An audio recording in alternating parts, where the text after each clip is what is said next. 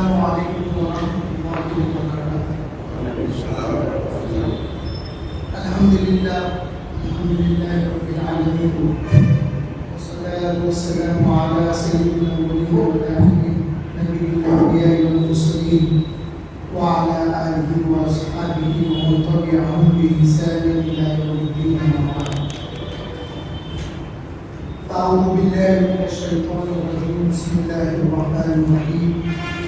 ألا إن أولياء الله لا خوف عليهم ولا هم يحزنون الذين آمنوا وكانوا يتقون، صدق الله العظيم وصدق رسوله النبي النبي الكريم، ونحن على ذلك لمن الشاهدين والشاكرين۔ حاضرین و سامعین، آج ہم تفسیر در منصور جو امام جلال الدین سیوطی علیہ رحمۃ و رضوان کی ہے، اس تفسیر سے سورہ یونس کی آیت نمبر 62 اور 63 سننے اور سنانے کی سعادت حاصل کریں۔ ابھی جس آیت کریمہ کو میں نے تلاوت کی ہے، اس میں اللہ جل شانہ فرماتے ہیں الا ان اولیاء اللہ لا خوف علیہم ولا هم یحزنون، سنو بے شک اولیاء اللہ کو کوئی خوف ہے اور نہ وہ غمگین ہوں گے۔ الذین آمنوا وکانوا یتقون، یہ وہ لوگ ہیں جو ایمان لائے اور پرہیزگاری کرتے رہے۔ امام احمد نے اپنی روایت اپنی مسند میں ایک واقعہ نقل کیا، حضرت وہب رحمۃ اللہ علیہ سے بیان کیا کہ حواریوں نے کہا اے عیسیٰ علیہ السلام، وہ اولیاء اللہ کون ہیں جنہیں نہ کوئی خوف ہے اور نہ وہ غمگین ہوں گے؟ اس سوال سے یہ معلوم ہوا کہ آیت تو آقا کریم صلی اللہ علیہ وسلم پر نازل ہوئی، مگر اس سے پہلے بھی اولیاء اللہ کا ذکر اللہ تعالیٰ کر چکے ہیں۔ اسی لیے حضرت عیسیٰ علیہ السلام کے دور میں ان کے حواریوں نے ان سے پوچھا کہ وہ اولیاء اللہ کون ہیں جنہیں نہ کوئی خوف ہے اور نہ وہ غمگین ہوں گے؟ تو معلوم یہ ہوا کہ ازل سے ہی ابد تک، ازل سے ابد تک اللہ کے جو اولیاء ہیں ان کو نہ خوف ہے نہ وہ غمگین ہوں گے۔ حضرت عیسیٰ علیہ السلام نے فرمایا کہ وہ لوگ ہیں جو اس وقت دنیا کے باطل کی طرف دیکھتے ہیں جبکہ عام لوگ اس کے ظاہر کی طرف دیکھتے ہیں، اور وہ ہیں جو دنیا کے انجام کی طرف دیکھتے ہیں جبکہ لوگ اس کی ابتدا کی طرف دیکھتے ہیں، اور وہ دنیا کی ان چیزوں کو مار دیتے ہیں، یعنی اولیاء اللہ جن کے بارے میں انہیں یہ خوف ہوتا ہے کہ وہ انہیں مار دیں گے۔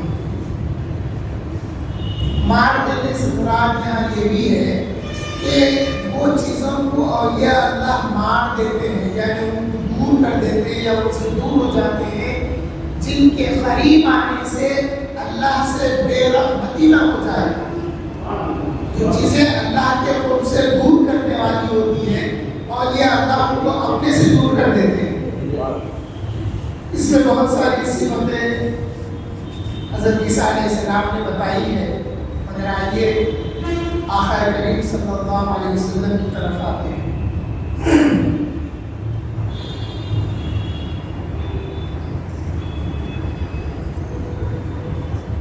اسماء بنت یزید سے یہ روایت بیان ہے، انہوں نے کہا رسول اللہ صلی اللہ علیہ وسلم نے ارشاد فرمایا کیا میں تمہیں تمہارے اخیار اور اولیاء کے بارے میں خبر نہ دوں؟ تو تمام صحابہ نے عرض کیا جی یا رسول اللہ فرمائیے۔ تو آپ صلی اللہ علیہ وسلم نے فرمایا تم میں باکمال وہ ہے جب انہیں دیکھا جائے تو اللہ تعالیٰ کا ذکر جاری ہو جائے۔ تم میں باکمال وہ ہے، یعنی وہ بندہ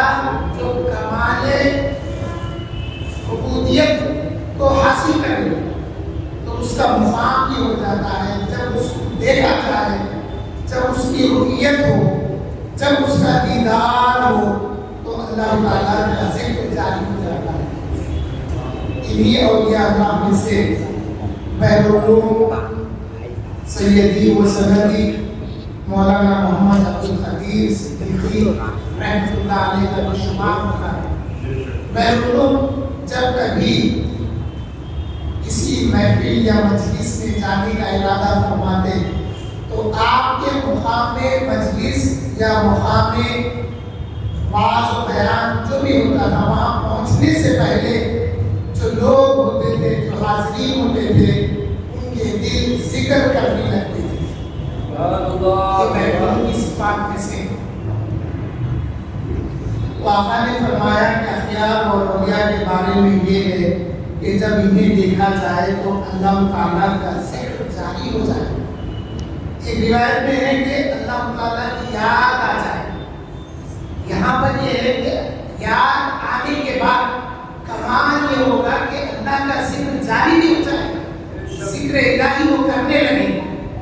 تو یہ معلوم ہوتا ہے کہ جب محفل میں ذکر الہی ہو جائے اور کوئی اللہ کا بندہ آ جائے تو سمجھنا کہ یہ ذکر الہی اس اللہ کے ولی کے استعمال میں ذکر الہی۔